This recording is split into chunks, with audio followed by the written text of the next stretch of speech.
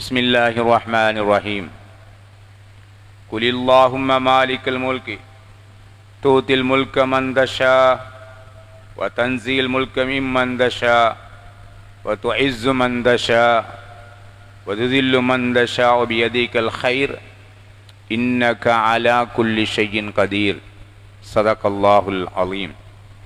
وقال نبينا صلى الله عليه وسلم كلكم راع وكلكم مسؤول عن رعيته.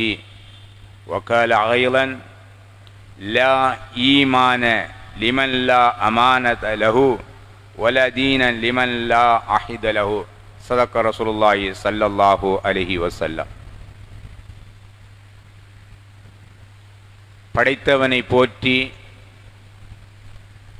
படைக்கப்பட்ட படைப்புகளிலே சிறந்த படைப்பாகிய நபிகள் நாயம் ஸல்லல்லாஹு அலைஹி வஸல்லம் அவர்கள் மீது ஸலவாத்தையும் சலாமையும் சொல்லி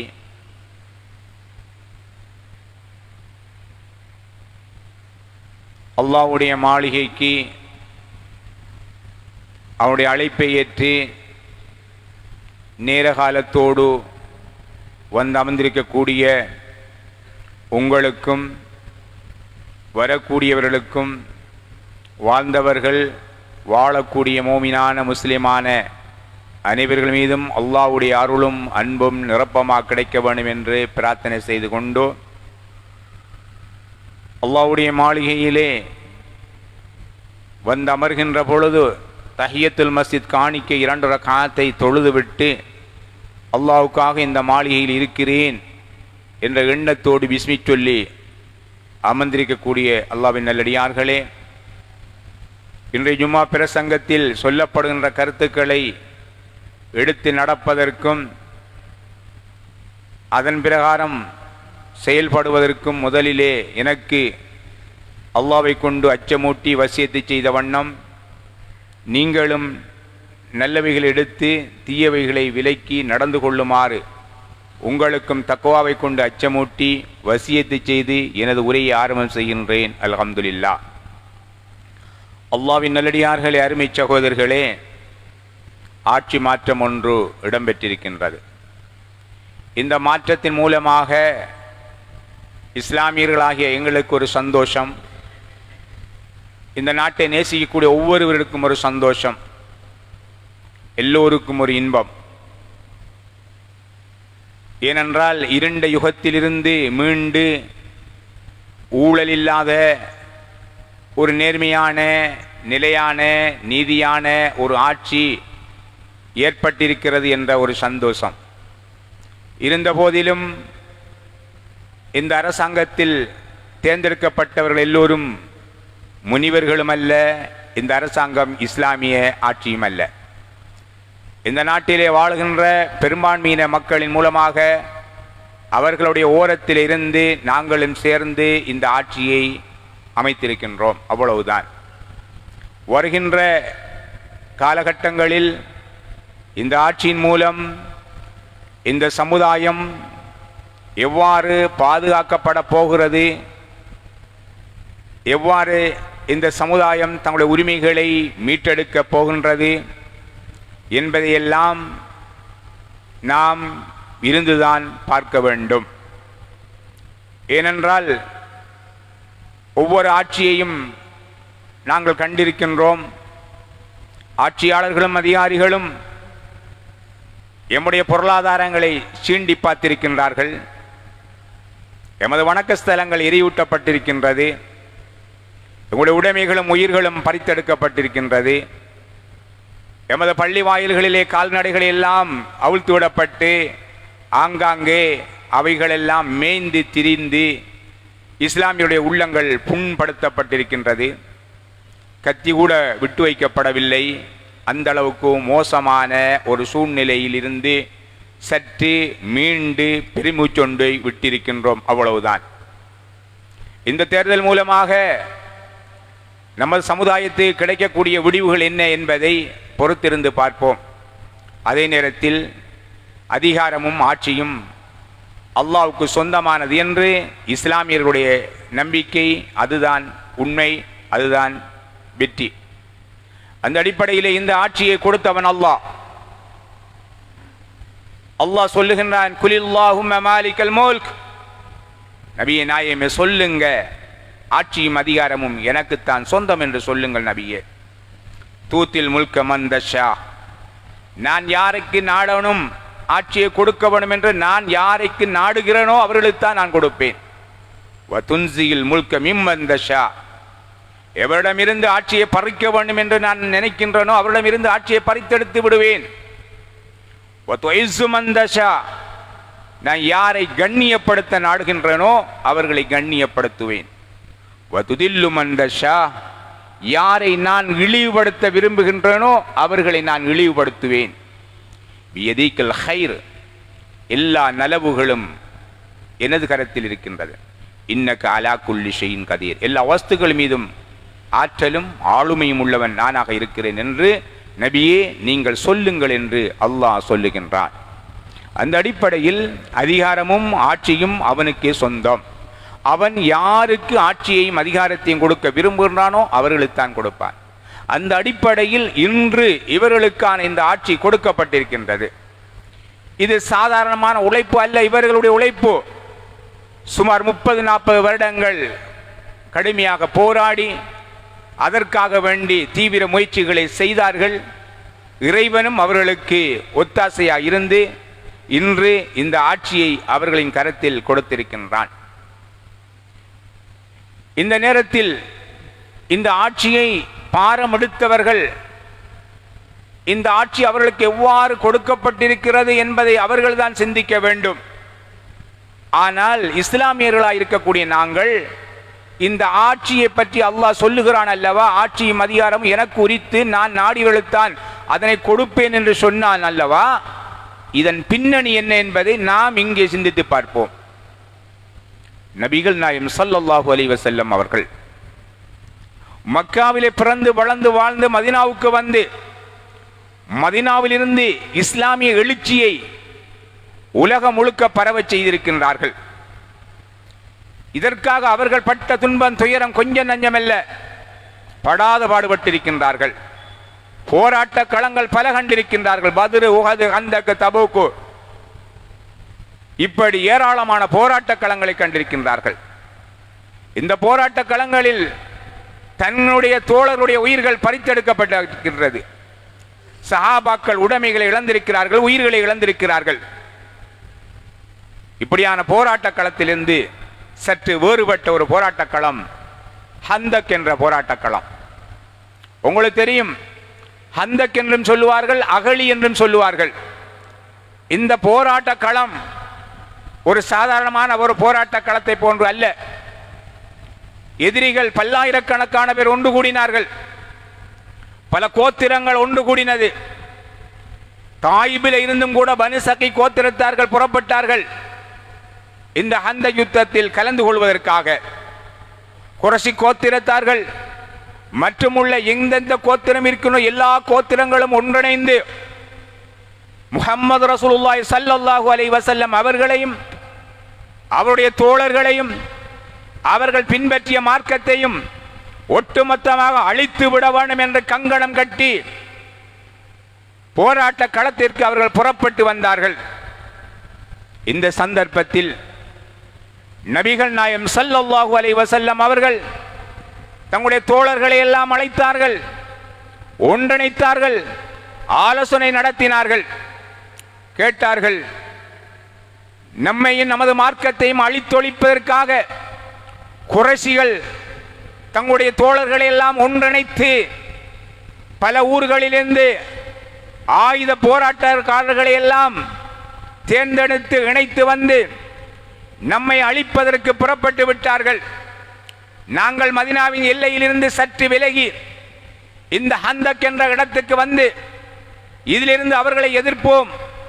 எதிர்க்கின்ற பொழுது எவ்வாறு எதிர்ப்பது, எவ்வாறு போராடுவது, எந்த அடிப்படையில் வெற்றி பெறுவது என்பதை பற்றி நீங்கள் ஒவ்வொருவரும் உங்களது தனிப்பட்ட கருத்துக்களை எடுத்துச் சொல்வீர்களாக.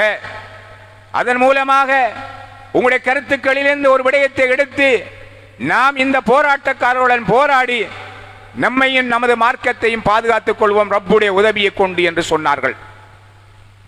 அப்பொழுது ஒவ்வொருவரும் ஒவ்வொரு கருத்துக்களை சொன்னார்கள். அந்த நேரத்தில் பாரசீக நாட்டிலிருந்து வந்து தன்னுடைய வணக்கமான நெருப்பு வணக்கத்தை விட்டுவிட்டு நபியுல்லாஹி ஸல்லல்லாஹு அலைஹி வஸல்லம் மார்க்கத்தை ஏற்றுக்கொண்ட சல்மான் ஃபாரிஸ் ரலியல்லாஹு தஆலா அன்ஹு அவர்கள் எழும்பி நின்று சொன்னார்கள், நபியே நாயகமே யா ரசூலல்லாஹ். சில சொல்வார்கள் சபையில் இருந்து கொண்டே சொன்னார்கள் என்று. நபியே, நான் ஒரு ஆலோசனை சொல்லட்டுமா? என்னவென்றால், எனது நாட்டில், நான் வாழ்ந்த பாரசீக நாட்டிலே யுத்தங்கள் ஏற்படுகின்ற பொழுது எதிரிகளிடமிருந்து தனது நாட்டையும் தங்கள் மக்களையும் பாதுகாப்பதற்காக படுகுழிகளையும் பள்ளங்களையும் தோண்டி அதன் மூலமாக எதிரிகளை வீழ்த்தி தங்களுடைய மக்களையும் நாட்டையும் பாதுகாத்துக் கொள்வார்கள்.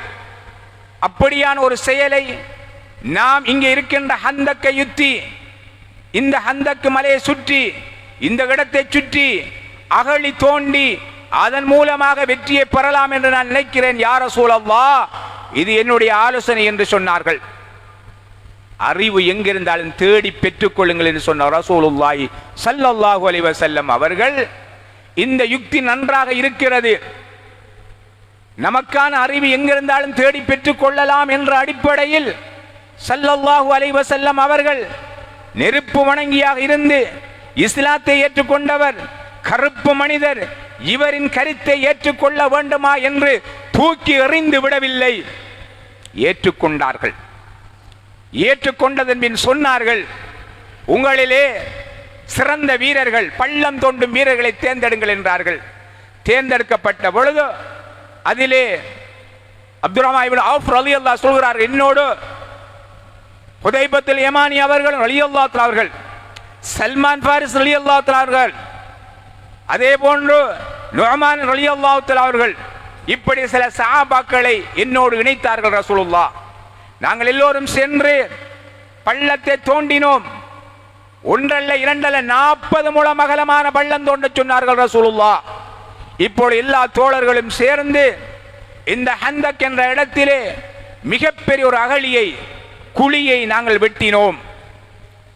இவ்வாறு அந்த குழியை வெட்ட ரசூலுல்லாஹ் சொன்னார்கள். சல்மான் ஃபாரிஸ் ரலியல்லாஹு அன்ஹு ஆலோசனைக்கு ஏற்ப இதை செய்ய சொன்னார்கள். அந்த அடிப்படையில் சல்மான் ஃபாரிஸ் ரலியல்லாஹு அன்ஹு இணைத்துக் கொண்டு இதனை செய்தோம் என்று இந்த சஹாபி அறிவிக்கிறார்கள். அன்பார்ந்தவர்களே, அந்த பள்ளம் தோண்டப்படுகின்றது. தோண்டப்பட்டு கொண்டிருக்கின்ற பொழுது பாறை ஒன்று தென்பட்டது. தென்பட்ட பாறையை உடைப்பதற்காக தோழர்கள் எல்லாம் பிக்காசுகளை கொண்டு, கோடாரிகளை கொண்டு உடைக்கின்ற பொழுது அந்த பாறையை உடைக்க முடியவில்லை. ஒன்றன் பின் இரண்டாக பல பேர் சேர்ந்து உடைத்தோம், முடியவில்லை. ஈட்டில் சல்மான் ஃபாரிஸ் ரலியல்லாஹு அவர்கள், அவர்கள் வயோதிபம் நிறைந்த ஒரு வாலிபர். அறிவிப்பிலே சொல்லுகின்றார்கள், அவருக்கு 200 வருடங்களை தாண்டி இருக்கும் என்று சொல்கிறார்கள். 240 வயசுக்கு பிறகுதான் அவருக்கு பெண் தேடியதாக சொல்கிறார்கள். அப்படிப்பட்ட ஒரு வாலிபர், வயோதிப வாலிபர் சல்மான் ஃபாரிஸ் ரலியல்லாஹு அவர்கள். நமக்கு ஆச்சரியமா இருக்கு, 205 வருடம் வாழ்ந்தவரா என்று அறிவிப்பில் அப்படித்தான் எழுதப்பட்டிருக்கின்றது. இவர்களை கொண்டு வந்து சொல்கிறார்கள், இவருடைய முடி கூட நரைத்ததில்லை, அந்த அளவுக்கு வாலிபமாக முறுக்கேறிய வயதுடையவராக சல்மான் ஃபாரிஸ் ரலியல்லாஹு அவர்கள் இருந்தார்களாம். அவர்களை கொண்டு வந்து அந்த பாறையை உடையுங்கள் என்று சொன்ன பொழுது அவர்களாலும் உடைக்க முடியவில்லை. ஈட்டில் இறை தூதர் முஹம்மது ரசூலுல்லாஹ் ஸல்லல்லாஹு அலைஹி வஸல்லம் அவர்களிடத்திலே சொல்லப்பட்டது, நபியே யா ரசூலல்லாஹ், இந்த பாறையை எங்களால் உடைக்க முடியவில்லை நாயகமே என்று சொன்ன பொழுது ஸல்லல்லாஹு அலைஹி வஸல்லம் அவர்கள் வந்து அந்த பிக்காசை வாங்கி தன்னுடைய கையிலே வைத்து ஓர் உடை ஒன்று உடைத்தார்கள். அல்லாஹு அக்பர் என்று சொன்னார்கள். என்ன நடந்தது? ஸல்லல்லாஹு அலைஹி வஸல்லம் அவர்கள் அந்த பாறையை உடைத்தவுடன் அந்த பாறை சுக்கு நூறாக ஆகியது. உடைக்கப்பட்ட பாறையிலிருந்து வெளிச்சம் ஒன்று வெளியேறியது. அந்த நேரத்தில் பெருமானார் அல்லாஹு அக்பர் என்று சொன்னார்கள். சஹாபாக்கள் கேட்டார்கள், யா ரசூலல்லாஹ், அல்லாஹு அக்பர் என்று சொல்கிறீர்கள் நபியே நாயகமே, என்ன விடயம் என்றார்கள். இதோ கைபர் கோட்டைகளும் வெற்றி கொள்ளப்படுவதை எனக்கு முன்னால் தெரிகின்றது. இந்த உடைத்தது மூலமாக இந்த வெளிச்சத்தின் ஊடாக நான் கைசருடைய கோட்டையை பார்க்கிறேன் என்றார்கள் ரசூலுல்லாஹி ஸல்லல்லாஹு அலைஹி வஸல்லம் அவர்கள். சுப்ஹானல்லாஹ். மீண்டும் அந்த பாறையை உடைத்தார்கள். உடைத்த பொழுது மீண்டும் சொன்னார்கள் அல்லாஹு அக்பர் என்றார்கள். யா ரசூலல்லாஹ், மீண்டும் அல்லாஹ் அக்பர். என்ன பாரசீகத்துடைய அந்த கோட்டை எனக்கு தெரிகிறது என்றார்கள். 2 தடவை. 3வது தடவை உடைத்தார்கள். மீண்டும் சொன்னார்கள் அல்லாஹு அக்பர் என்றார்கள். யா ரசூலல்லாஹ், மீண்டும் சொல்கிறீர்கள் என்ன என்று? யமன் நாட்டுடைய சன்னா என்ற தலைநகரம் எனக்கு தெரிகிறது என்றார்கள். சுப்ஹானல்லாஹ். ரோம் தெரிகிறது. இப்பொழுது பெருமானார் ஸல்லல்லாஹு அவர்கள் உடைக்கப்பட்ட பாறைகளினுடைய இடுக்கிலிருந்து வெளிவந்த வெளிச்சத்தின் ஊடாக பாரசீகத்தையும் ஓமனையும் சன்னா என்ற தலைநகரத்தையும் கைபர் கோட்டையும் கண்டார்கள் என்றால் அந்த ஹந்தக் என்ற இடத்தில் தான் இந்த நிகழ்வு ஏற்பட்டது. இப்பொழுது பாறைகள் உடைக்கப்பட்டது. எதிரிகள் போராடினார்கள். போராட்டத்தில் இஸ்லாமியர்கள் ஜெயித்து விட்டார்கள். வெற்றி ஹந்தக்கில் நமக்கு கிடைத்து விட்டது. ஸல்லல்லாஹு அலைஹி வஸல்லம் அவர்கள் சொன்ன விடயத்தை சஹாபாக்கள் ஆனந்த களிப்பிலே ஈடுபட்டு சொல்லிக் கொண்டிருந்த பொழுது முனாபிக்கீன்களும் நயவஞ்சர்களும் எதிரிகளும் சொன்னார்கள், முஹம்மது அவருடைய கூட்டத்தினருக்கு தின்பதற்கு கூட முடியவில்லை, உண்பதற்கு உணவில்லை, சரியான வசதி வாய்ப்பு இல்லை. அவர்களுக்கு ஆசையை பார்த்தீங்களா? கைபர் கிடைக்குமாம், பாரசீகம் கிடைக்குமாம், ரோம் கிடைக்குமா, இந்த வல்லரசுகள் எல்லாம் அவங்களுக்கு கிடைக்குமாம். எப்படி கிடைக்க போகிறதோ? சரியான படையும் இல்லை, சரியான போராட்டக்காரர்களும் இல்லை, சரியான வசதியும் வாய்ப்பும் இல்லை.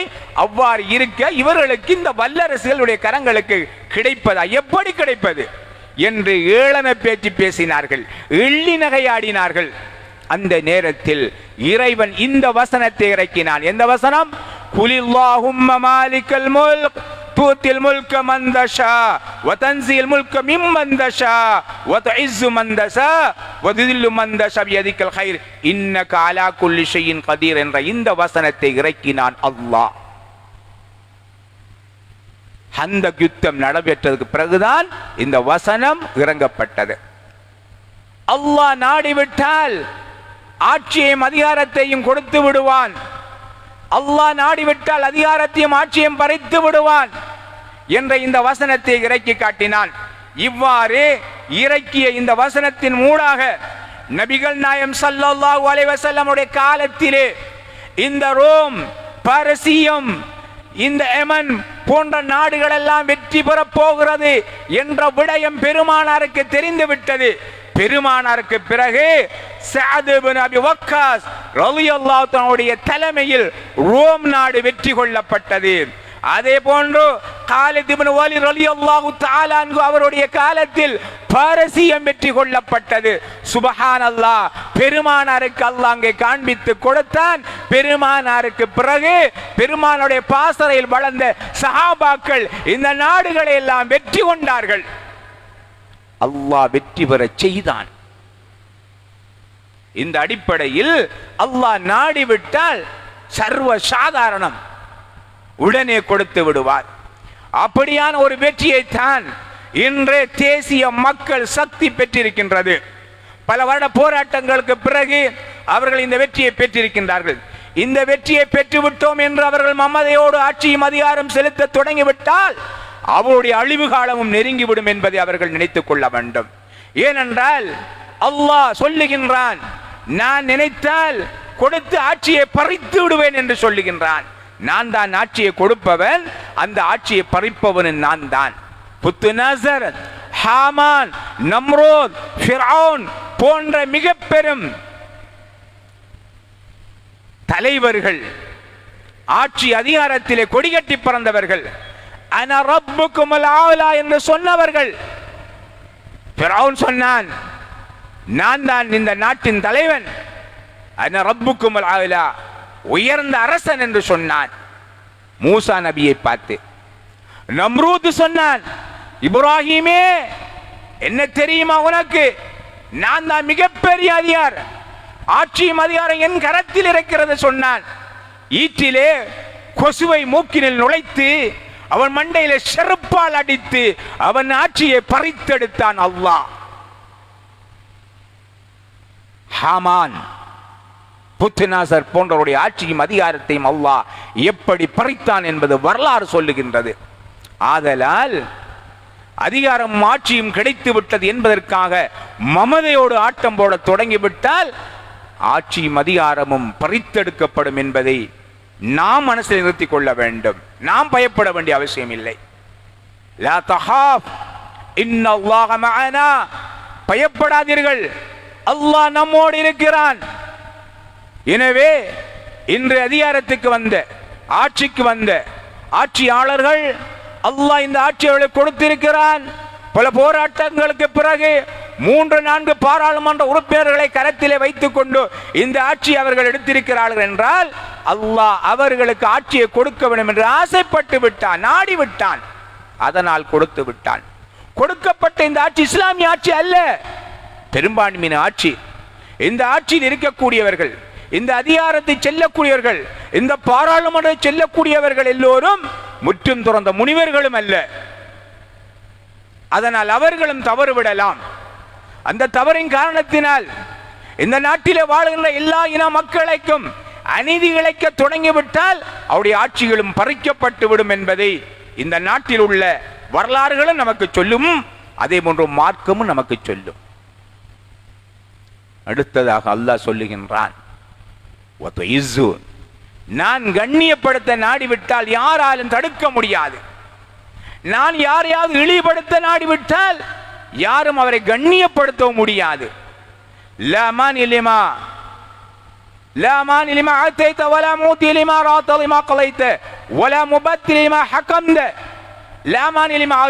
நான் கொடுக்க நாடிவிட்டால் யாராலும் தடுக்க முடியாது. நான் தடுக்க நாடிவிட்டால் யாராலும் கொடுக்கவும் முடியாது. நான் ஒருவரை கண்ணியப்படுத்த நாடிவிட்டால் யாரும் தடுக்க முடியாது என்று அல்லாஹ் சொல்லுகின்றார். அன்பார்ந்தவர்களே, ஆட்சியிலும் அதிகாரம் இருந்த எத்தனையோ தலைவர்களை நாங்கள் பார்த்து விட்டோம்.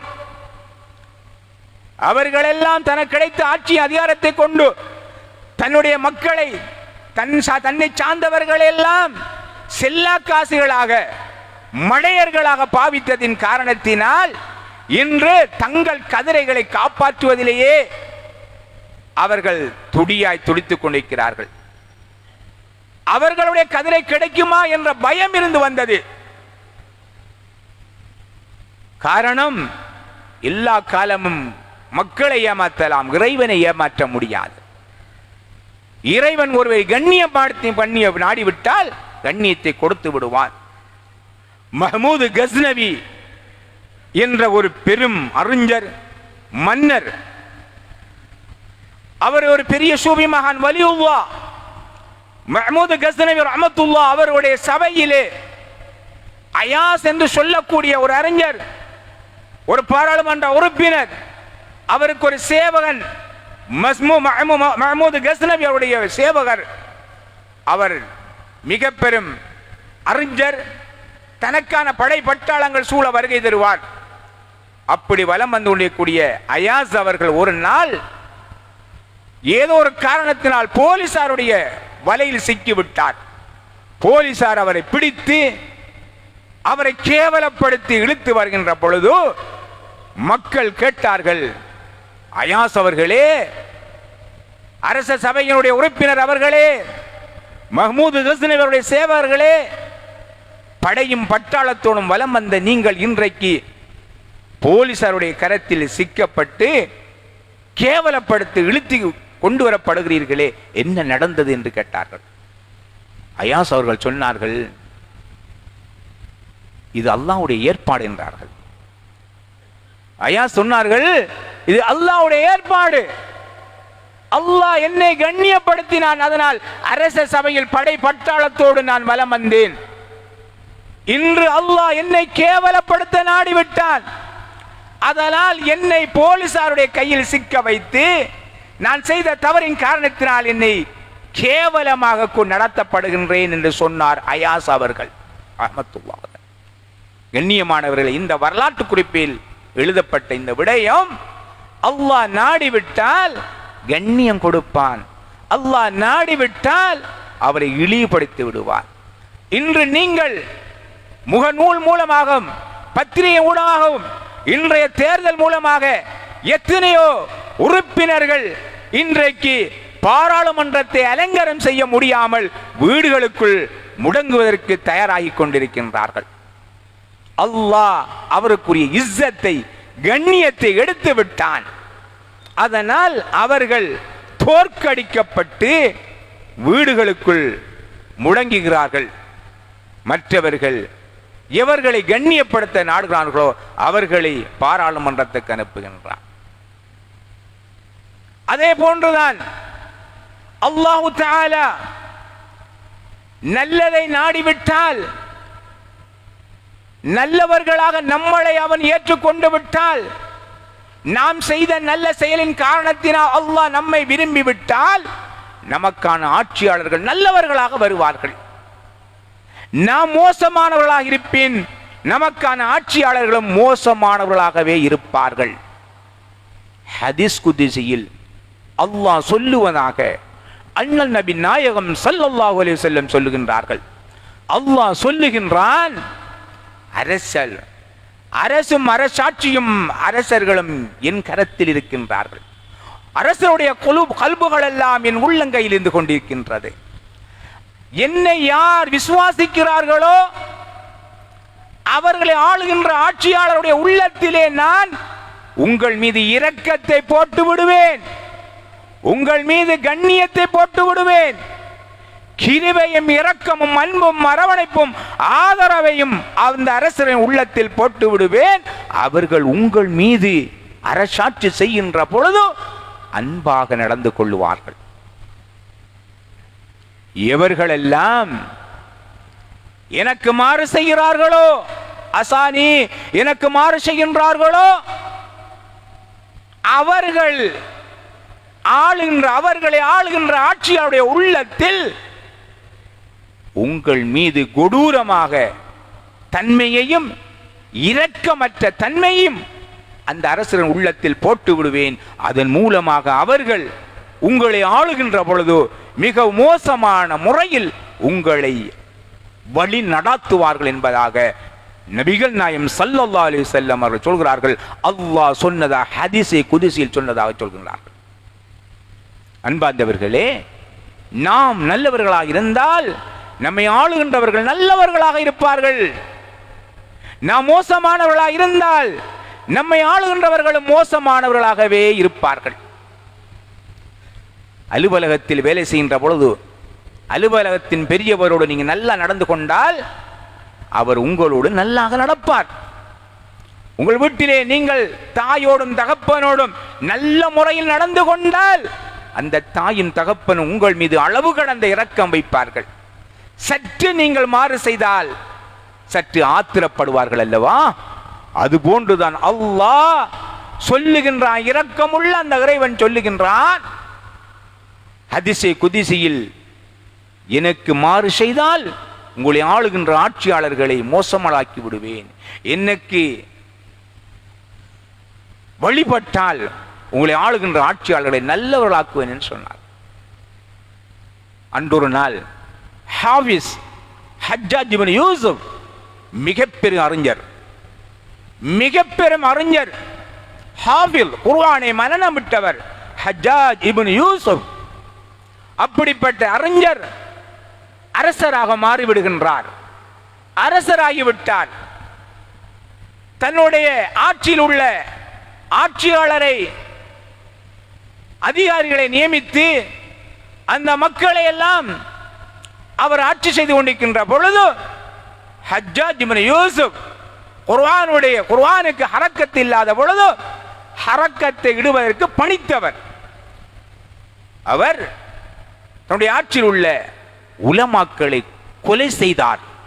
அவர் ஒரு ஹாஃபில், அறிஞர்களை கொலை செய்தார், ஆலிம்களை கொலை செய்தார், தனக்கு எதிராக செயல்படக்கூடியவர்களை எல்லாம் வெட்டி வீழ்த்தினார். கொடூரமான ஒரு ஆட்சியை நிலைநாட்டினார் ஹஜ்ஜாஜ் இப்னு யூசுப். இந்த நேரத்தில் அவரிடத்திலே ஒரு மனிதர் கேட்கிறார், யூசுப், நீங்கள் ஒரு அறிஞர், ஒரு ஹாஃபில், மார்க்கம் தெரிந்தவர், உங்களுடைய ஆளுகைக்கு உட்பட்ட அறிஞர்களையும் ஆலிம்களை ஏன் வெட்டுகிறீர்கள், ஏன் கொலை செய்கிறீர்கள், உங்களை எதிர்த்து பேசுபவர்கள் எல்லாம் ஏன் வெட்டி வீழ்த்துகிறீர்கள், கொடூரமான ஒரு ஆட்சியை ஏன் நீங்கள் நடத்துகின்றீர்கள், உங்களால் உமர் இப்னு ஹத்தாப் ரலியல்லாஹு தஆலாவுடைய ஆட்சியை அறிந்திருக்கிறீர்களா, அவரது ஆட்சியில் இருந்திருக்கிறீர்களா? ஆம், எனக்கு தெரியும் உமர் அலியுடைய ஆட்சியை. அப்படி என்றால் நீதமான நேர்மையான ஆட்சி செய்த உமர் இப்னு ஹத்தாப் ரலியல்லாஹு தஆலா ஆட்சியை உங்களால் செய்ய முடியாதா? ஏன் அநியாயமா மக்களை கொல்லுகிறீர்கள் என்று கேட்ட பொழுது ஆத்திரமடைந்த ஹஜ்ஜாஜ் இப்னு யூசுப் தன் ஆத்திரத்தை குறைக்கின்றார், அறிவாளியாக மாறுகின்றார். அந்த வெள்ளாந்தி வேதாந்தி வெள்ளை மனம் படைத்த அந்த மனிதனிடத்திலே சொல்லுகின்றார், மனிதா, அந்த அபாத நீர் அபுதர் கிபாரியாகவும் இருந்தால், நீ ஒரு அபுதர் கிபாரியாக இருந்தால் நான் ஒரு உமராக இருப்பேன். நீர் அபுதர் கிபாரி ரலியல்லாஹு தஆலா அவர்களை போன்று நீர் இருப்பாயானால் நான் உமராக இருப்பேன் என்று ஹஜ்ஜாஜ் இப்னு யூசுப் சொன்னார். அப்பொழுது அவர்கள் கேட்டார்கள், ஏன் அப்படி சொல்லுகின்றாய்? ஆம், அபுதர் கிஃபாரி ரலியல்லாஹு தஆலா அவர்கள், மதீனாவில் ஒரு தெருவுக்கு பெயர் அபுதர், பூனையின் தந்தை, பெரிய சஹாபி, சொர்க்கவாதி என்று சொல்ல, பூனைகளை தன்னோடு கொண்டு வருவார்.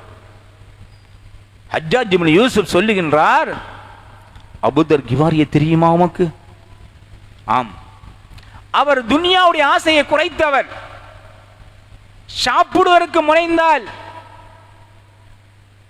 அந்த தட்டில 2 சால்னாக்கள் வைத்திருந்தால் தன் தோள் இருக்கின்ற துணியை எடுத்து உதறிவிட்டு எழும்பி விடுவார்கள். பெருமான 2 சால்னா பொட்டியா வைத்து சாப்பிட்டார்கள், 1 போதும் என்று எழும்பி விடுவார்கள். யாரையும் எதிர்க்க மாட்டார்கள், எதுவுமே பேச மாட்டார்கள், இருப்பதை கொண்டு போதுமாக்குவார்கள். பேராசை இல்லாத மிகப்பெரிய ஒரு மனிதர். அரசுக்கு எதிராகவோ ஆட்சியாளருக்கு எதிராக கூக்குரலிட மாட்டார். அப்படிப்பட்ட ஒருவனாக நீங்கள் இருப்பீர்களே, ஆனால் நான் ஒரு உமராக இருப்பேன். நீங்களோ மோசடி மிக்கவர்களாக, பேராசை உடையவர்களாக, அடுத்தவரின் சொத்துக்கு ஆசைப்படக்கூடியவர்களாக, வட்டியும் விபச்சாரம் செய்யக்கூடியவர்களாக, கொலை செய்யக்கூடியவர்களாக, மோசமான கலை கலாச்சார விழுமியங்களை கொண்டவர்களாக இருப்பதின் காரணத்தினாலும், அரசியல் அமைப்புக்கு எதிராக செயல்படுவதனாலும் நான் உங்களுக்கு எதிராக செயல்படுகிறேன் என்று ஹஜ்ஜாஜ் இப்னு யூசுப் அவர்கள் சொன்னார்கள். அன்பார்ந்தவர்களே, நாம் நல்லவர்களாக இருந்தால் நமது ஆட்சியாளர்கள் நல்லவர்களாக இருப்பார்கள்.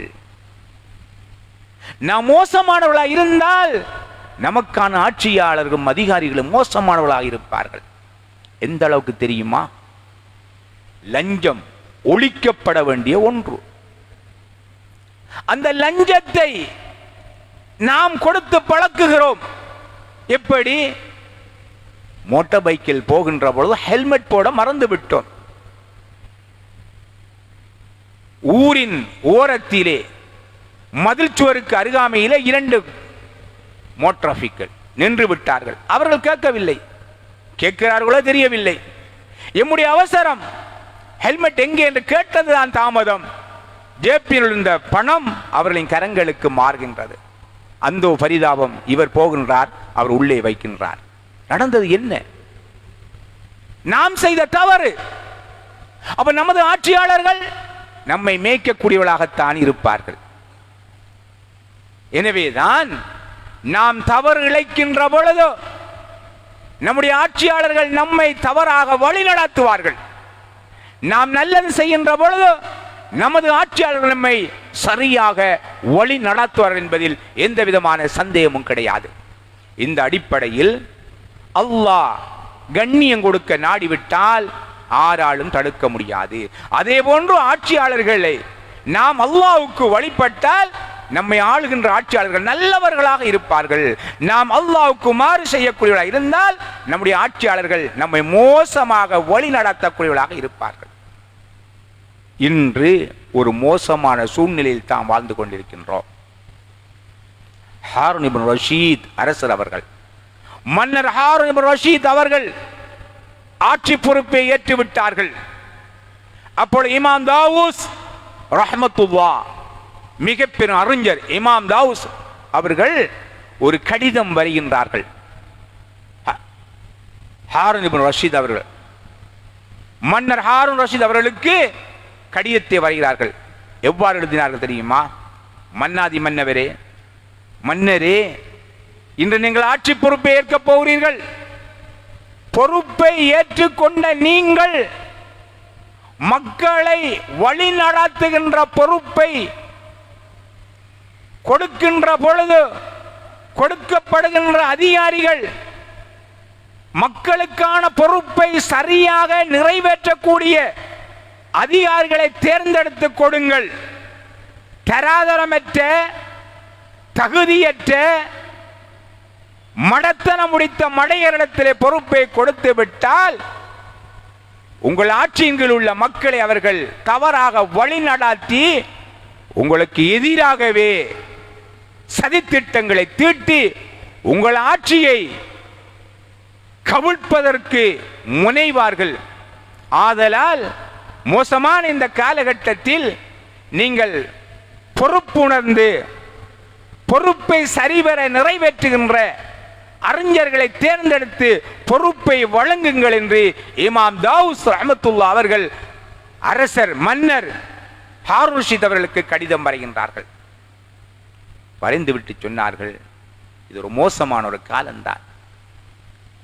அப்படியான ஒரு மோசமான ஒரு காலம் நெருங்கிவிட்டால் வருகின்ற ஆட்சியாளர்கள் தங்களுடைய ஆட்சியில் உள்ள மக்களை மோசமாக வழி நடத்துகின்றார்கள். என்ன தெரியுமா சொல்லப்படுகின்றது? மன்னர் உமர் இப்னு அப்துல் அஜீஸ் அவர்களுக்கு இந்த கடிதத்தை வரைந்த இமாம் தாவூஸ் அவர்கள் இந்த விடயங்கள் எல்லாம் சொல்லிவிட்டு சொல்லுகின்றார்கள், காலம் மோசமானது. எப்படிப்பட்ட ஒரு மோசமான காலத்தில் இருக்கிறோம் மன்னர் உமர் இப்னு அப்துல் அவர்களே? வியாபாரிகள் தங்களுடைய வியாபாரம் செய்கின்ற பொழுது வட்டியை வியாபாரமாக கருதி செய்வார்கள். வட்டியை வட்டியையும் வியாபாரத்தை போன்றுதான் செய்வார்கள். அதை சர்வ சாதாரணமாக கருதுவார்கள். பெண்கள் தங்களை அழகுபடுத்துவதற்காக, தங்களை அலங்காரம் செய்து கொள்வதற்காக கூடுதல் கவனங்களை செலுத்துவார்கள். அதற்காக அதிகமான பணங்களை செலவழிப்பார்கள். மோசமான தங்களை அடையாளப்படுத்திக் கொள்வார்கள். உலமாக்கள் பேராசை பிடித்தவர்களாக, துன்யா மீது பேராசை பிடித்தவர்களாக உலமாக்கள் மாறுவார்கள். வணக்கசாலிகள் தாங்கள் தங்களுடைய வணக்கஸ்தல வணக்கத்தை முகஸ்துதிக்காக, பிறர் பார்ப்பதற்காக தங்களுடைய அமல்களை எல்லாம் செய்ய தொடங்குவார்கள். அதிகாரிகள் மோசமாக மக்களை வழி நடத்துவார்கள். அப்படியான ஒரு மோசமான காலம் வரப்போகின்றது. அப்படியான காலகட்டத்தில் நீங்கள் ஆட்சி பொறுப்பை ஏற்கப் போகிறீர்கள். உமர் இப்னு அப்துல் அஜீஸ் அவர்களே, பொறுப்புணர்ந்து செயல்படுங்கள், பொறுப்பை நிறைவேற்றக்கூடியவர்களை தேர்ந்தெடுத்து பொறுப்பை கொடுங்கள் என்றார்கள். அன்பார்ந்தவர்களே, இன்று இந்த நாட்டிலே ஒரு அரசாட்சி மாற்றம் என்ற அடிப்படையில் கொண்டு வரப்பட்டுள்ளது. நான் ஆரம்பத்திலும் சொல்லியிருக்கிறேன், மாற்றம் கொண்டு வரப்பட்டது என்பதற்காக இது இஸ்லாமிய ஆட்சி அல்ல, மாற்று மதத்தருடைய ஆட்சி. வாழ்கின்ற காலத்தில் நாம் ஒவ்வொருவரும் இந்த நாட்டை நேசிக்கின்றோம், இந்த நாட்டுக்கு அயராது பாடுபடுகின்றோம், இந்த நாட்டினுடைய முதலீட்டுக்காக செலவழிக்கின்றோம். ஆதலால் ஏற்கனவே பட்ட வேதனைகள் ஏற்கனவே நம்முடைய மனங்கள் நொந்து வெந்து வேதனைப்பட்டு இந்த ஆட்சி அகற்றப்பட மாட்டாதா என்று நாங்கள் அழுதது எம் கண் முன்னால் வருகின்றது. எனவே அதற்காகவே இந்த ஆட்சியை மாற்ற வேண்டும் என்று கங்கணம் கட்டி இந்த ஆட்சியை கொண்டு வந்திருக்கின்றோம். இருந்த போதிலும் இந்த ஆட்சிக்கு பின்னால் என்னென்ன இருக்கிறது என்று அந்த அல்லாஹ் தான் அறிவான்.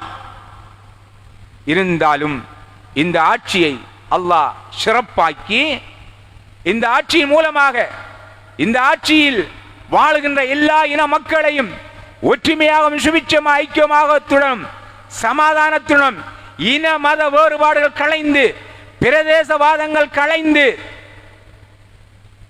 மத ரீதியான வேறுபாடுகள் களையப்பட்டு அவரவருடைய மார்க்கத்தின் அடிப்படையில் அவர்கள் செயல்படுவதற்கும் அவரவருடைய மதத்தின் அடிப்படையில் செயல்படுவதற்கும் அவருடைய உரிமைகள் அவர்கள் அதற்கான வழிவகைகளை ஏற்பாடு செய்து தங்களுடைய உரிமைகளை அவர்கள் அனுபவிப்பதற்கும் இந்த அரசாங்கம் சகல ஒத்துழைப்புகளையும் வழங்கி அழிந்து போன பொருளாதாரங்களை மீட்டெடுத்து நாட்டை சிறந்த முறையில் எடுத்துச் செல்வதற்கு அவர்கள் செயல்பட வேண்டும் என்று நாங்கள் பிரார்த்தனை செய்வதன் மட்டுமல்லாமல் இருக்கின்ற இந்த காலகட்டத்தில் நாங்கள் நல்லவர்களாக இருக்கின்ற பொழுதோ இந்த ஆட்சி நல்ல ஆட்சியாக இருக்கும் என்பதை மனதிலே நிறுத்திக் கொள்ள வேண்டும். மேலும் இந்த ஆட்சி வருவதற்காக ஒத்துழைத்து அயராது பாடுபட்டவர்கள் வெற்றி பெற்று விட்டோம் என்று மமதையோடு ஆடிவிடக் கூடாது. ஏனென்றால் நீங்கள் என்னதான் நாட்டம் போட்டு நீங்கள் மமதையோடு ஆடினாலும் ஒன்றுமே ஆகப் போவதில்லை அல்லாஹ் நாடினதை தவிர. மேலும் இந்த ஆட்சியை நாங்கள் போக்கி நமது ஆட்சியை கொண்டு வர வேண்டும் என்று அயராது பாடுபட்டு தோல்வி அடைந்தவர்கள் துவண்டு விடவும் கூடாது. ஆட்சி மாற்றத்திற்காக தங்கள் சகோதரர்களுடன் போட்டி போட்டு உறவினர்களுடன் சண்டையிட்டு அடிதவறி ஏற்பட்டு நீங்கள் ஆளாளுக்கு மனவருத்தப்பட்டு இந்த ஆட்சிக்காக வேண்டி முயற்சி செய்த நீங்கள் மீண்டும் இதை பகையாக எடுத்துக்கொண்டு தொடர்ந்து விடாமல் ஆட்சி வந்துவிட்டது, அதற்காக நாங்கள் போட்டி போட்டோம், சண்டையிட்டோம், எல்லாத்தையும் தூக்கியை வீசி எறிந்துவிட்டு ஒற்றுமையாக ஒவ்வொரு சகோதரனும் முஸ்லிம்கள் என்ற அடிப்படையிலே நாங்கள் செயல்பட வேண்டும்.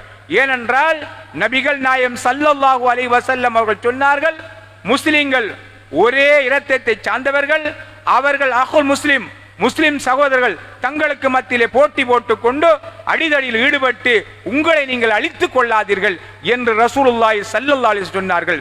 எனவே ஒவ்வொரு முஸ்லிம்களும் அமைதி காத்து நாம் எல்லோரும் ஒற்றுமையாக செயல்படுவதற்கும் தோல்வி அடைந்து விட்டோம் என்று துவண்டு விடாமல் வெற்றி அடைந்து விட்டோம் என்று மமதை கொள்ளாமல் எல்லோரும் சிறப்பான முறையிலே இந்த நாட்டிலே வாழ்வதற்கு ஒற்றுமையுடன் செயல்படுவதற்கும் வல்ல ரப்பு அருள் செய்வானாக என்று ஒவ்வொருவரும் பிரார்த்தனை செய்து கொண்டு உங்களிடத்திலும் இந்த விடயத்தை நான் பதிவு செய்து கொண்டு ரப்புல் ஆலமீன் எங்கள் அனைவரது பாவங்களையும் மன்னித்தருள்வானாக, எங்கள் பிழைகளையும் பொறுத்தருள்வானாக.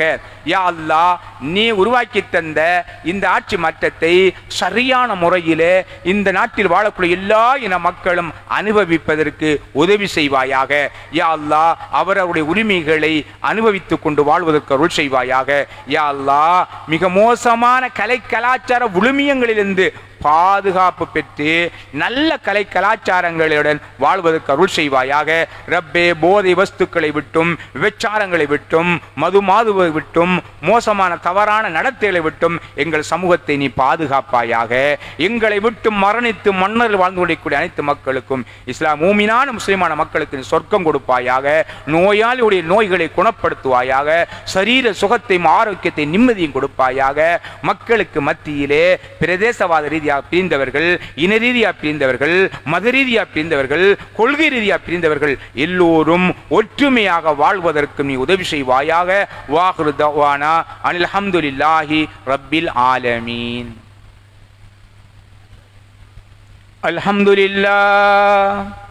அல்ஹம்துலில்லாஹி ரப்பில் ஆலமீன். நஹ்மதுஹு ونستعينه ونستغفره ونؤمن به ونتوكل عليه ونعوذ بالله من شرور أنفسنا ومن سيئات أعمالنا من يهدي الله فلا مضل له ومن يضلل فلا هادي له أشهد أن لا إله إلا الله وحده لا شريك له وأشهد أن محمدا عبده ورسوله أرسل بالحق مبشرا ونذيرا وداعيا إلى الله بإذنه وسراجا منيرا صلى الله عليه وعلى آله وصحبه وسلم. أما بعد فيا أيها الناس اتقوا الله العظيم عز وجل وأطيعوا أوصيكم عباد الله وإياي أولا بالتقوى الله. قال الله تعالى في القرآن العظيم يا أيها الذين آمنوا اتقوا الله حق تقاته ولا تموتن إلا وأنتم مسلمون. وقال نبينا محمد صلى الله عليه وسلم إنما الأعمال بالنيات وإنما لكل امرئ ما نوى فمن كانت هجرته إلى الله ورسوله وهجرته إلى الله ورسوله ومن كانت هجرته إلى الدنيا يصيبها أو امرأة إذا زوجها فهجرته إلى ما هاجر إليه. جعل الله وإياكم ما وعد نسيا وعمل بها وأجل فائزنا بالدارين آمين آمين يا رب العالمين. أعوذ بالله من الشيطان الرجيم. بسم الله الرحمن الرحيم. قل اللهم مالك الملك تؤتي الملك من تشاء وتنزل الملك ممن تشاء وتعز من تشاء وتذل من تشاء بيدك الخير إنك على كل شيء قدير. بارك الله لنا ولكم بالقرآن العظيم ونفعنا وإياكم بالآيات والذكر الحكيم. إن الله تعالى جواد ملك رب رؤوف رحيم. أقول هذا أستغفر الله لي ولكم ولجميع المؤمنين والمؤمنات والمسلمين والمسلمات فاستغفروه إنه هو الغفور الرحيم.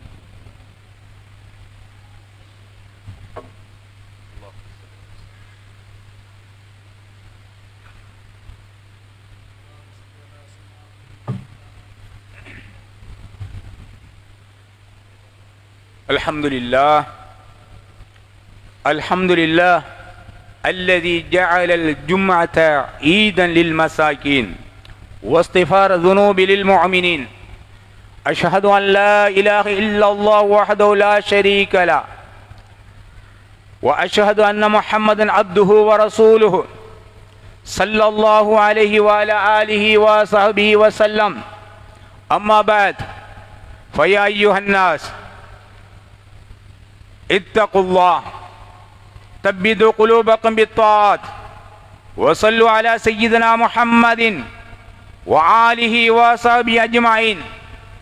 قال الله تعالى في القرآن العظيم أعوذ بالله من الشيطان الرجيم بسم الله الرحمن الرحيم إن الله وملائكته يصلون على النبي يا أيها الذين آمنوا صلوا عليه وسلموا تسليما.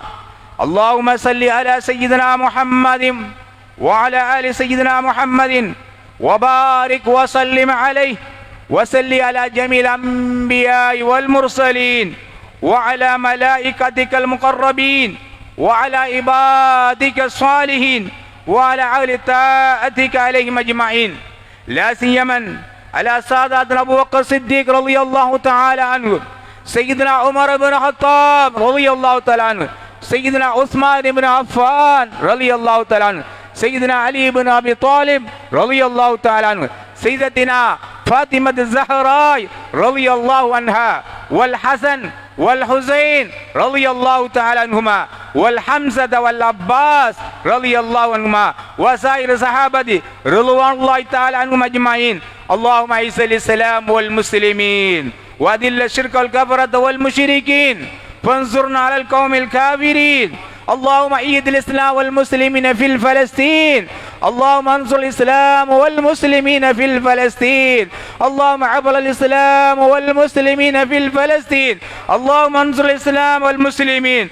اللهم انصر من نصر دين سيدنا محمد صلى الله عليه وسلم واجعلنا منهم وخذل من خذل دين سيدنا محمد صلى الله عليه وسلم ولا تجعلنا معهم يا رب العالمين. اللهم أجرنا من النار اللهم أجرنا من النار، اللهم أجرنا من النار، اللهم لا تصب خلقنا بالنار ولا تجلنا من خطب النار فإنها بئس الدار وبئس المثوى وبئس القرار. اللهم بالمؤمنين والمؤمنات والمسلمين والمسلمات الأحياء منهم والأموات إنك مجيب الدعوات يا رب العالمين. ربنا يغفر لنا ولإخواننا الذين سبقونا بالإيمان ولا تجل بقلوبنا غلا للذين آمنوا ربنا إنك رؤوف رحيم.